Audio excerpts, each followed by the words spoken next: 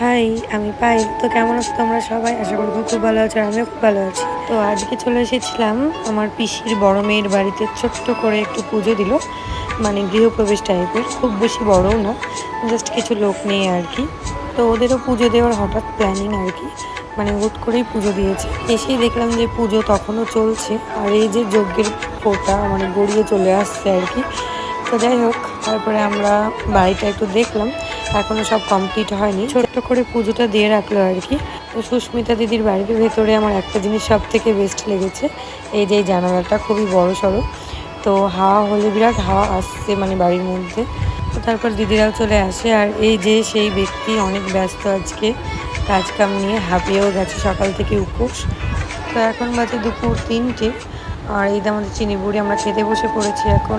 আর আজকের মেনু ছিল খিচুড়ি, ছেঁচড়া, চাটনি, পাঁপড়, মিষ্টি। তো এই ছিল আজকের ছোট্ট মিনি ব্লগ।